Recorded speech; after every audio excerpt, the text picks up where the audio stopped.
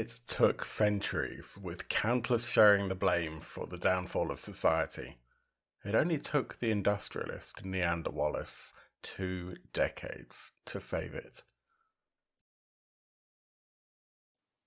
How's it going, everyone? My name's Phil. Welcome to the Dark Orb. We're doing a little sneak peek into the Blade Runner RPG. Basically, in case you don't know, Free League have just put out a press release, if you like, showing some images from the new Blade Runner RPG, which drops next week. Joined by Eric. Good to see you, man. Haven't seen you in a really long time. How are you doing? Oh, good. I was really curious about the subject matter, and again, I had some stuff to talk about with this property, so I tried to jump on. Yeah, it's going to be cool. And we've spoken about Blade Runner before. In case you don't know, Eric, among other things, wrote a successful Kickstarter campaign, which is kind of nearing to major updates, I believe. Rain in Blood for Mothership, which is like Vampire Masquerade and Mothership sort of matched together in various ways. We did an interview, months ago now, and worth checking that out if you're a fan of space horror, which I think most of us that like things like Blade Runner and Alien and all these kind of associated, if not directly, IPs. Check that out. That was, as I said, a few months ago. But we're here to talk about Blade Runner, and the campaign launches on Kickstarter. I think it's like next Tuesday.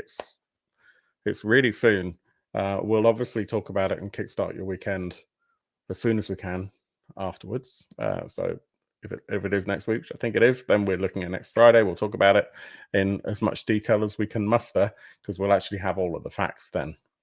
But let's talk about what we're excited about and what we're concerned about with Blade Runner, and also have a look at those images that have been shared by Free League. Meanwhile, I'm going to see if I can find the actual press release that they sent out, because I'm an idiot and I've opened that one. So, I guess the first place to start is that this is a licensed property.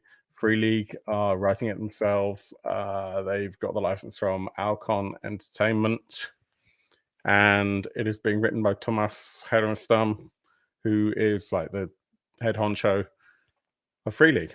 He wrote Twilight 2000, and one or two other things that they've released over the years, Free League. So we know that it's going to be pretty good, right? I mean, he designed major parts, if not all, of the Year Zero engine system, I'm sure. I hope to find more out over coming weeks about exactly what the game's going to entail. And we talked a little bit in the green room before we jumped on here, didn't we? And the concerns about, well, for a start, I mean, the movie itself is nowhere near really the subject matter, the book that was written.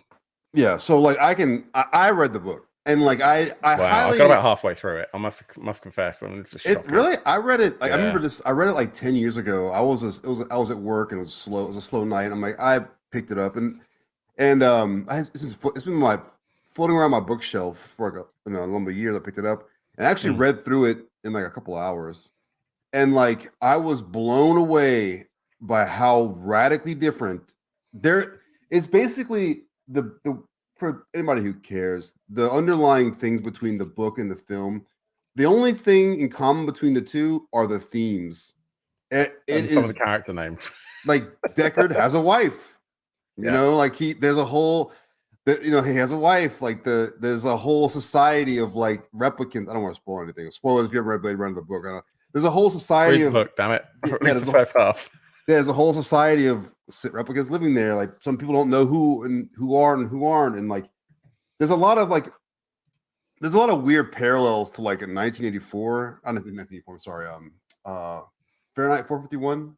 I think. Yeah. I remember reading when I read it. I was like, oh, this is like with the there's the stuff with the like even the title, like do androids dream like sheep, and it's like his it like doesn't make any sense because like his wife wants she wants a sheep. I think it's a sheep. She wants a sheep, and like it's been a long time since I read it. So like I highly advise people reading it. So I'm really curious to know if Tomas and those guys pulled any elements from that, because it's pretty different from the book. Yeah, Some and regards.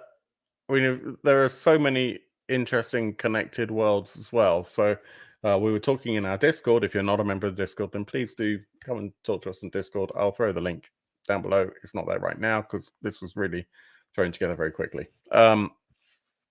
But if you check any of our other YouTubes, the Discord link's there as well. So you've got the links that we see that are not canon between the Alien universe and Blade Runner. They're kind of tentative links because of names of mega corporations and that sort of stuff. Then you have the alleged links between this world and the world of Total Recall. Because Total Recall was originally written by Philip K. Dick as well. And we remember it for you wholesale, something like that. It's been a while. Yes. So that could be in the same world, and you could quite easily, I mean, possibly even more easily in some ways, link those worlds together in an RPG if you wanted to.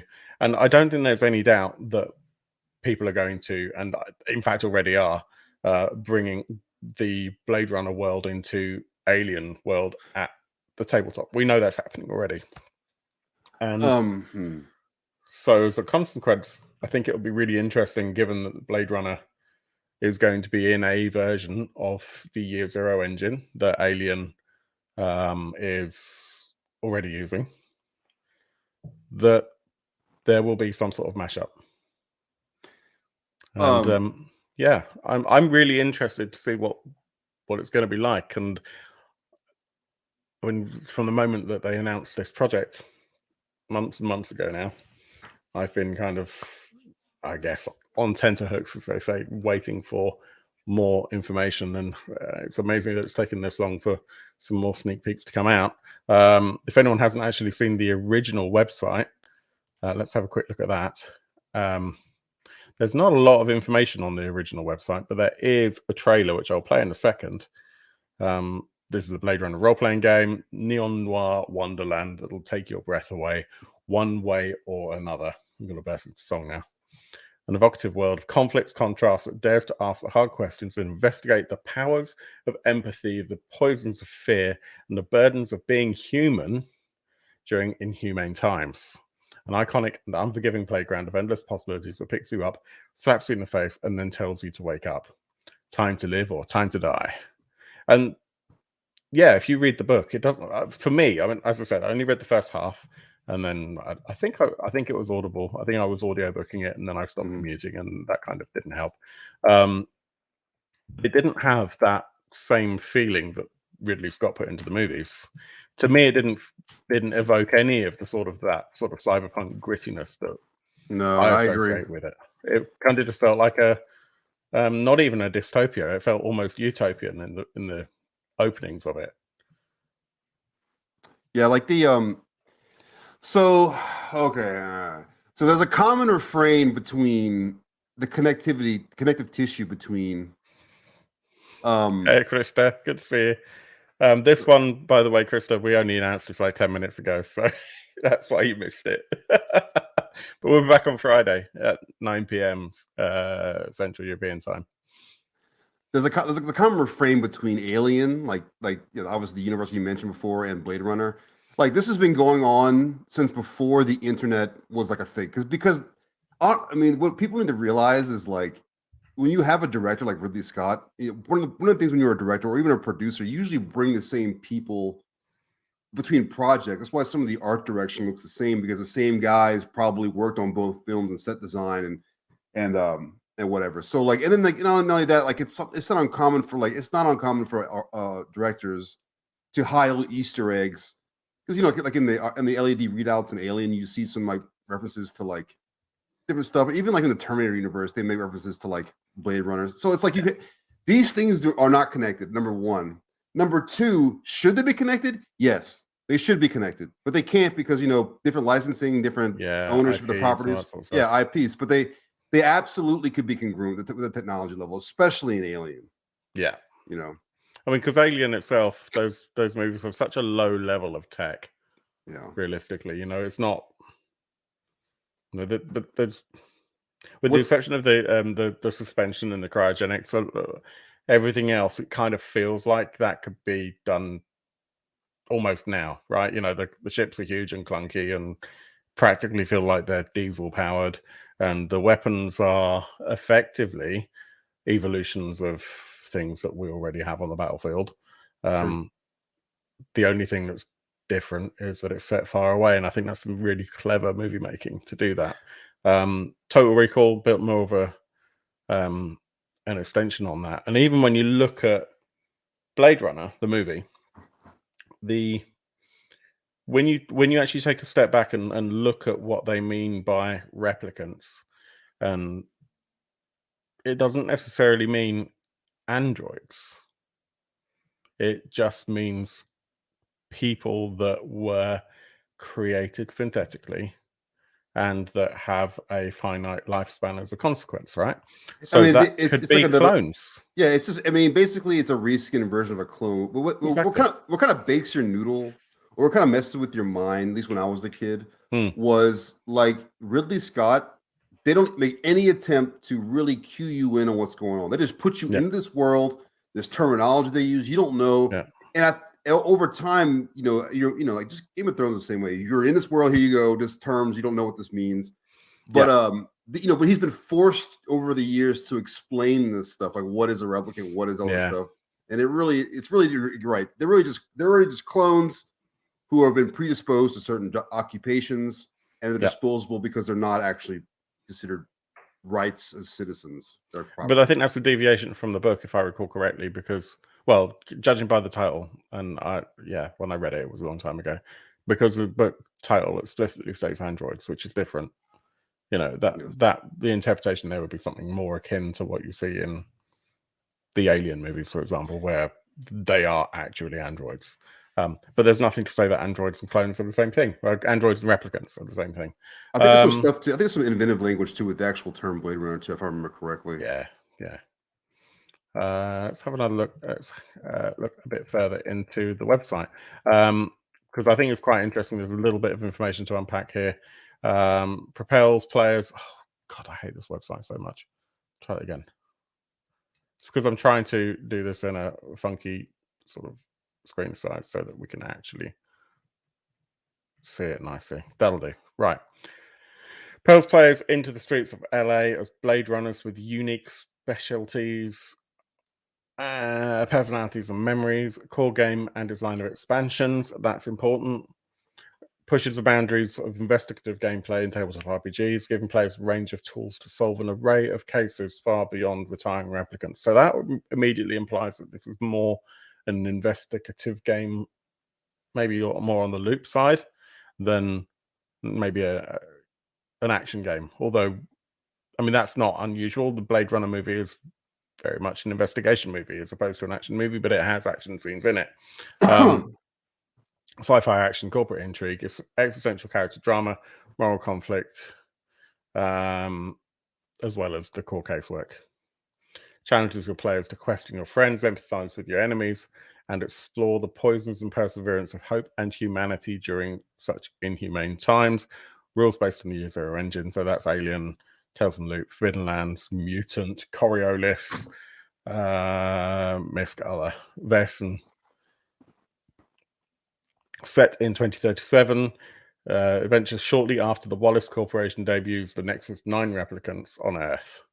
As a member of the Rep Detect unit, you face impossible choices and find beauty and humanity and the stubborn resilience to keep fighting, to persevere through pain, agonizing over itches you can't scratch, to do questionable and extraordinary things, chasing after fleeting moments of love, hope, redemption, to be lost in time like tears in the rain. The full campaign is going to be on Kickstarter in a week, so I don't necessarily want to kind of go through everything here, but have you seen the trailer? Should we look at that? Yeah, let's look at it. Let's look at it. It's been a while.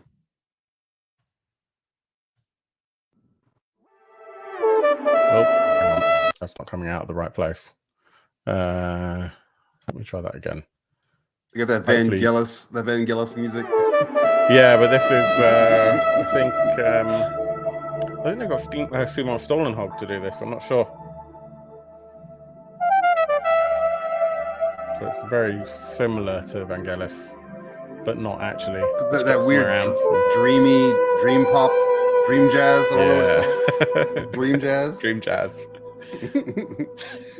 What kind of dream? Electric Sheep. They've nailed the aesthetic. I think a lot of this is Martin Grip. And he's just done such a great job.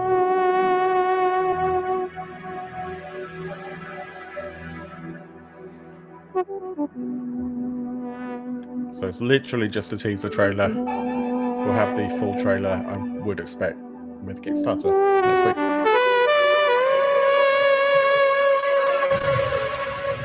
Oh yeah, some more Stolen Heart and Martin Grip for the art.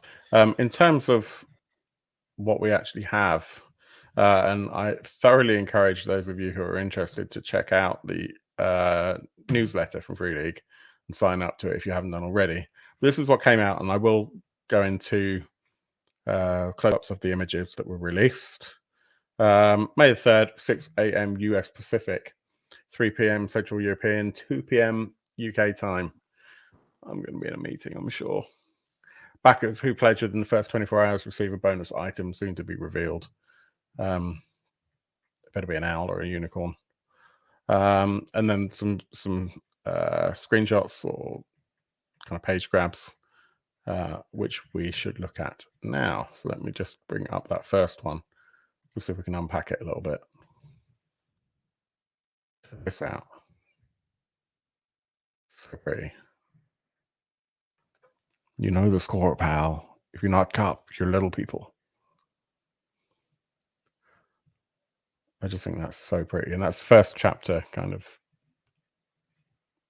infographic, if you like. Very evocative of the movie. The next image, I'm just trying to remember which order they were in because they've not shown up in quite the right order for me. No, must be this one.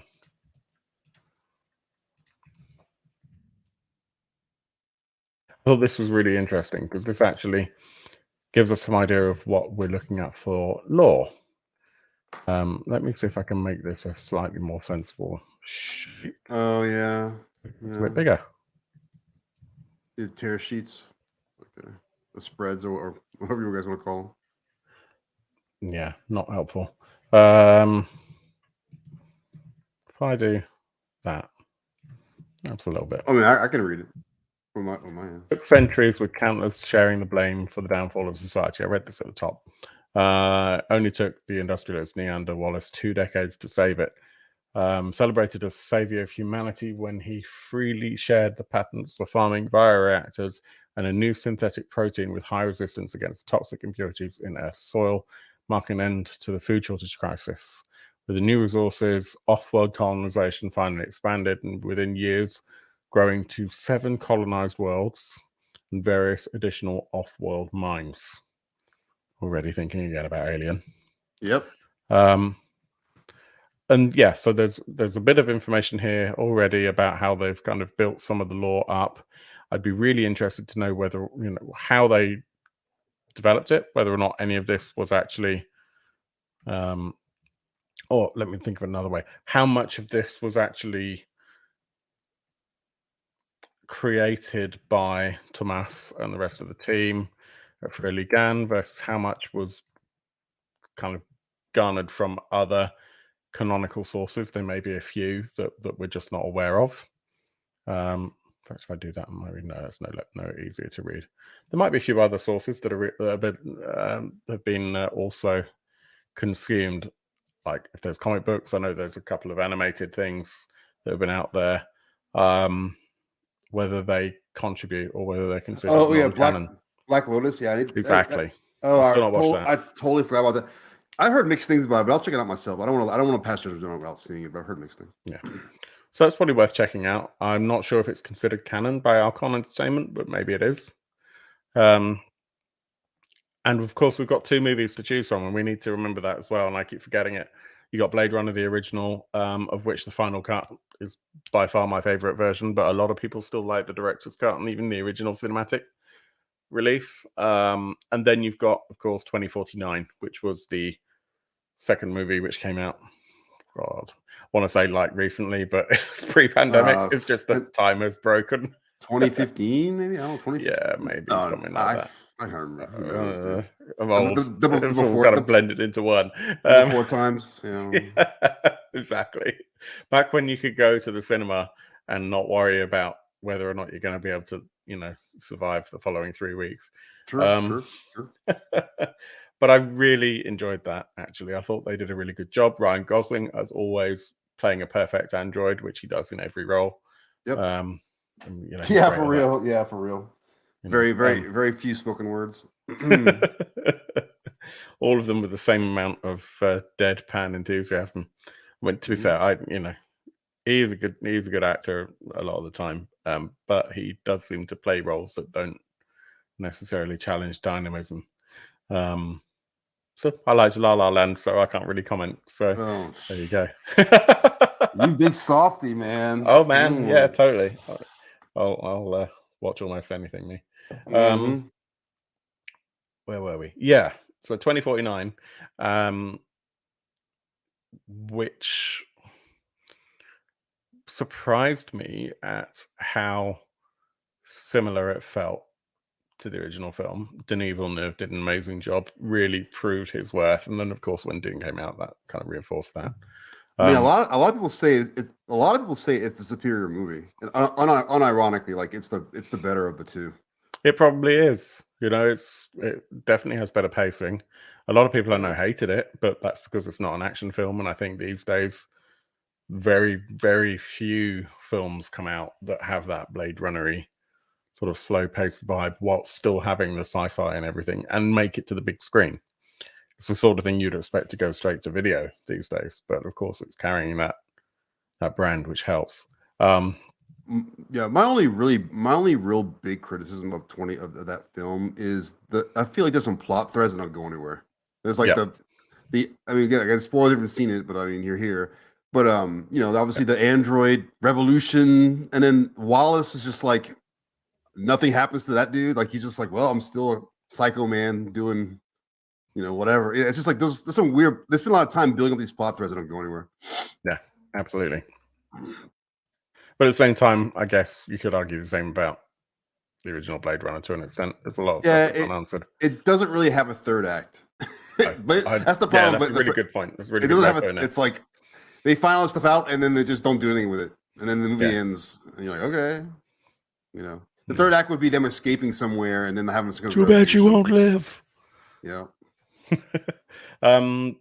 The preview's got. Let me zoom back out so you all can see it. It's a double-page spread, and this talks a little bit about the mechanics, which is kind of interesting.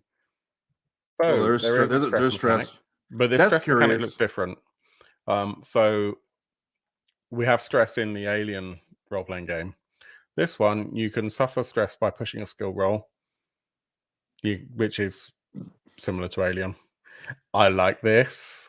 The implication here is that you've got a unicorn if you fail, and that you get an eyeball for if you succeed. I kind of wish that was an owl, but I'll take it. An eye is fine.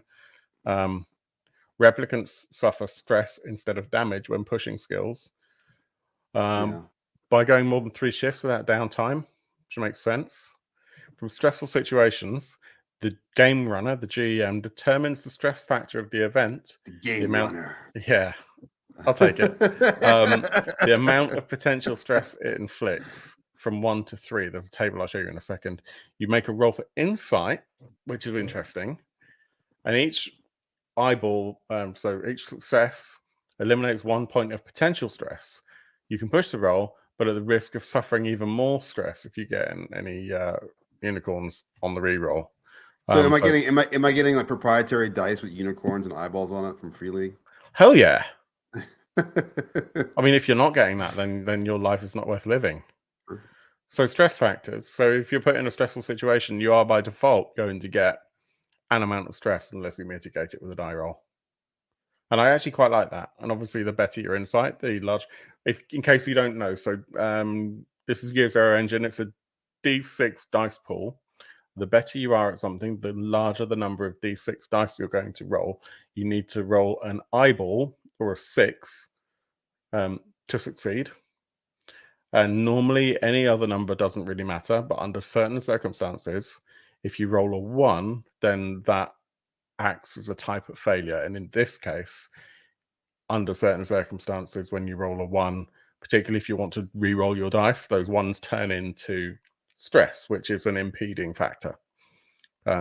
It's great fun because it means that when you're good at something, you get to roll maybe 12 dice at the same time. It's really cool. But you're not going to get as many successes as you think. The D6 dice pool system is really hard to succeed on.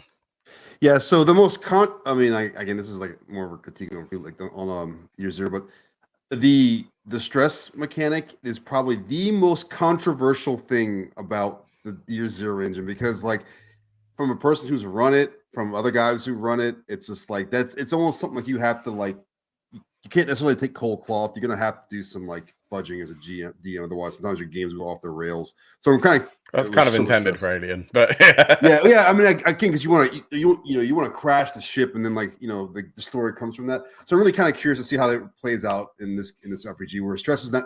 I mean, it's there, but it's not like a driving factor. It's not one of the themes of the game necessarily. Yeah, exactly. So in terms of what they actually say, hang on, I've just lost my window. Here we go. So yeah, if you witness a massacre, it's a 3. So I mean, a massacre is a pretty bad thing, and it's only a 3. It happens on a daily basis. When you walk down the street. I mean, 3 is not that high, so if your insight is particularly good, you should have a good opportunity to mitigate a lot of that. Being threatened with violence is a 1, so facing a person from your key memory, seeing a friendly character die is a 2. So actually, these gradations are these gulfs. Yeah, exactly. So everything's going to be a 1 basically, unless it's something completely crazy. It's like being vivisected, it's a 4. Oh, okay. Now yeah, yeah. Having someone make you listen to I don't know, baby metal for 9 hours. Yeah, or like the soundtrack to La La Land, whatever. Yeah, exactly. Broken by stress. When you've suffered stress equal to or in excess of your resolve rating, you're broken and you suffer a critical stress effect. And you roll 1 base die, so D6 corresponding to the empathy rating. It might not be a D6 actually, thinking about it. It might be that you have a D6, a D8, D10 or something for your empathy. We'll find out, I guess. Die roll, so you might live in fear. Too bad you won't live. You break down in despair. You surrender to whatever obstacle you're facing. You lash out against a friendly or neutral character nearby. You can't take it anymore and you just leave the scene. Go home, get drunk, get laid, whatever. You get the shakes, bad ones. You can continue to function, but with a disadvantage to all skill rolls, and no rolls can be pushed. So these are great narrative effects. If you've got a role player at the table who's prepared to take that psychological hit, and that's, to be honest, the most fun you can have at a table, is when everyone is prepared to sacrifice their character in order to tell a story, and when no one's trying to win. For me, that's when the games are the most alive, the most fun, is when everyone's kind of going, let's just see what happens. I'm just going to play my character the way that it's written and see what comes out. So not to dogpile on these result tables, but this is what I'm talking about. So like when you play Alien RPG, sometimes like the result tables don't make any sense at all, like to what's happening in the moment, and you're like, and yet as a storyteller or as a GM, whatever, I have to like figure out a way to make it work. This to me is a lot better, where it's like more abstract, a little more abstracted, and like pulled back, and easier to massage in, as opposed to Alien, where like it tells you do a specific thing. And it's like you can't, because you're the only person in the scene. So how can you shoot your nearest team member colleague? or like I'm not holding anything. Run to the door over there and go hello. Yes. That's what I mean. This Sometimes is more like you just can't. Yeah. Even in Mothership too, like it's gone to more like your mental state changes to this, and then you as a player have some agency to interpret how this would be, which is much better than me as a DM in the moment, trying to be like you said, like trying to figure this out. Exactly. So I think the only thing that annoyed me with alien and will annoy me with this as well. With regards to these sorts of tables, is there are so few options there. You can make more, absolutely, but rolling a d6 or having only 6 options to choose from. I'm used to Dungeon Crawl Classics, man, where that's a your good. tables are huge, or the much coveted, and maybe one day we'll get it to the show, Weird Space, where you've got a D100 by D100 by D100 table. It's just stupidity like that. That's a very Where good point. the likelihood is, over the course of a campaign, hell, over the course of a several session single scenario, you're likely to re-roll these things over and over again, and they're really fun the first couple of times, but after a while you're just like, oh, I'm freaking out again. Okay, I'll just walk over there. If I can give the people listening, or you, whoever, like a cheat code, there's a website called Chartopia where it's basically like fan submitted. It's like anyone can submit a roll table. You make it public, you make it private. There's like Ben Milton has a bunch on there for his Knave games. There's a bunch on there. So a lot of times I'll go on there and see what fans have made. I mean, there's like a D1000 table for magical like mishaps, so it's just fun to roll in those tables because you're right. Because 10, oh my god, because they use D6s, right? There's only so many results you can get with a D6, and like they just won't, like some of these companies just won't outbreak from their dice mechanics. Even Mothership added a D20. Like, okay, yeah. That's why the results are so low. But you're correct. I think a wider sample range for results would be Maybe more, they'll do more that. fun. I mean, you can go D6, you can go 2D6, which gives you a slightly wider range, 2 to 12. You could go, it's doable while still keeping to that die size. Sure. And it would be good if they, maybe in the expansions, just give you a few more things to choose from. What do you guys think in the comments if you're watching live? What are your thoughts so far, looking at these images and from all the hype that we've had so far?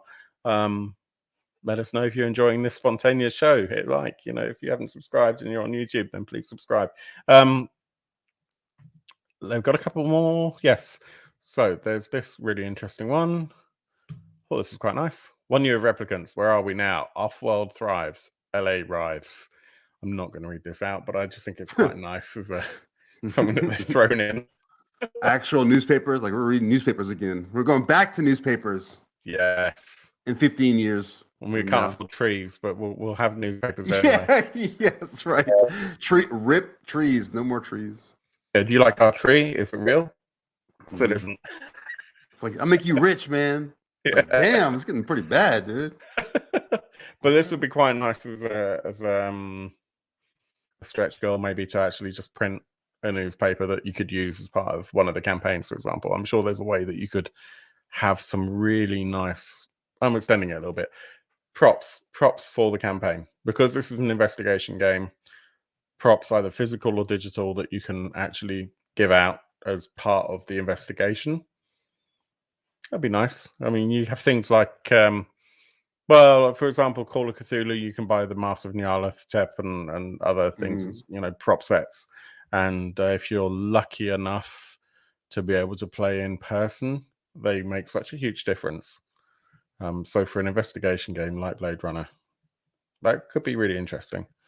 There's only one other page, I think, that they gave to us to look at so far.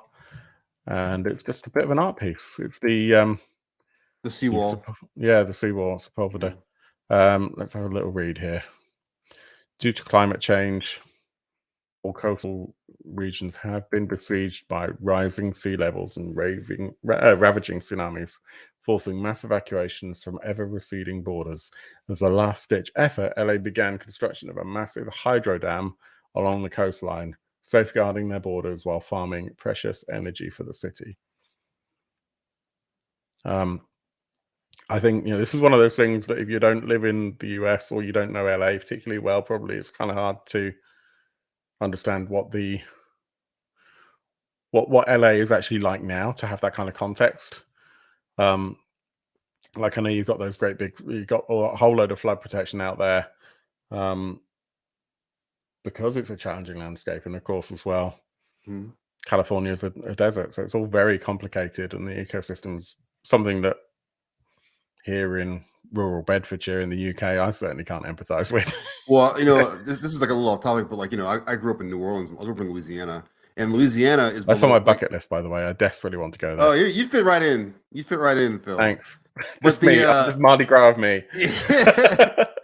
But like the most of the landmass, what the state of Louisiana, as you see it, like in books, is not true because most of it's below sea level. So any kind of hard rain, it floods. And there's days when like you're sleeping, and you'll be like, you hear rain, you're like, uh-oh, you have to get up and run outside and move your car to high ground because the streets will flood. And it's weird if you're not from there, but it happens. So like when you see these environmental stuff like this, we also have levees and dams, and if that ever breaks, you will have water up to your waist, in like if it's a really bad hurricane. So it's a real thing. We do get that here, but when we get that here, it's considered almost it's considered a disaster because we're just not equipped for it. And there are some towns that time and time again are hit with this, like every couple of years, and the impact is huge because we aren't equipped for it. It's not any kind of regular occurrence for us. We don't have a default reaction. The reaction is just, shit, my life's ruined. Just want to say quick hi to Dusty. Physical props I've used before in games. Best part is the look on my player's face when I say, you find this. I know, it's great, isn't it? It's so much fun. It's been a long time since I've had the opportunities to do that, but I don't know about y'all, but whenever I hand a prop to my players, they look at my cat looks at a toy. They're like confused by it, and they don't know what they're supposed to do with it. And I'm just like, never mind, man. I don't know. That definitely happens as well. They just go, "Oh, cool." Like, do I just look? Just look at just turn it over and look. Come on, man. I did one. It was a letter that was supposed to be like on parchment, so I just soaked it in tea and did all that sort of stuff to make it look really cool. And one of the players just went, "Oh yeah, you soaked it in tea. That's nice." Just play, damn it. this romanticized version of running games where you're handing, I'm going to put the invisible ink on that's not real. No, it doesn't really happen. Players don't think, oh, I wonder if there's some invisible writing on it. They just go, oh, there's nothing on it. They don't. I think railroading has become a thing. 100%, dude. Oh my God. So required. But yeah, so Blade Runner comes out next Tuesday. We will talk about it on Kickstart Your Weekend next Friday. In the meantime, we do have a Kickstart Your Weekend this Friday. That will be shown on the Dark Orb on Facebook, probably. Definitely on our Twitch, definitely on our YouTube. We're going to talk about two amazing games, Brindlewood Bay by the Gauntlet Gaming Community and Jason Cordova, and Old Gods of Appalachia. Okay, I'll jump in for that because I'm really curious about that too. Yeah, come along. It'll be fun. So that's by Monty Cook Games, by the way. And that's a system that I've never played. So it'll be really interesting. Cypher system, really interesting to talk about that. I should probably do some homework. Brindlewood Bay I've had on my digital bookshelf for about a year. And I keep meaning to get that to the table. So there are thoughts about bringing that in. But that's for this Friday. Next Friday, we'll be talking about Blade Runner. I hope you've really enjoyed this little deep dive that we've done. It's kind of a shallow dive. Try not to break your ankles or your collarbone as you hit the bottom of the pool. What does Doug say? Is Doug going to come talk about it? You can find Doug. For Blade Runner? Yeah. He's probably working. He'll be working right now, but hopefully he'll join us on Friday, and maybe we can talk a little bit about it in the after party. Mm-hmm. If not, hopefully he'll join us next week. I think he might be talking about Old Gods with us on Friday, but we'll find out. Yeah, but I think he'll be excited. I mean, he does work with Free League as well, so he's got more information than we do.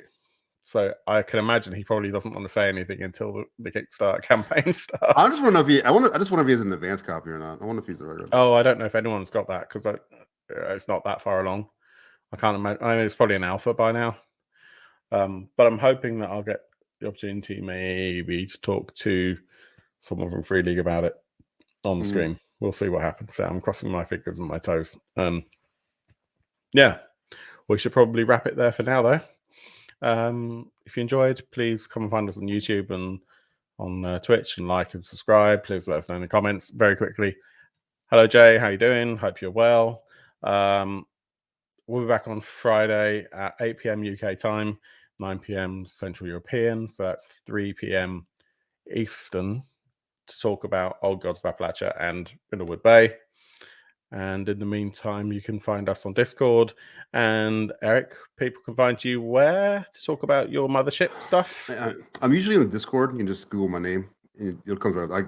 I guarantee you, no one else is running this 00X's baby.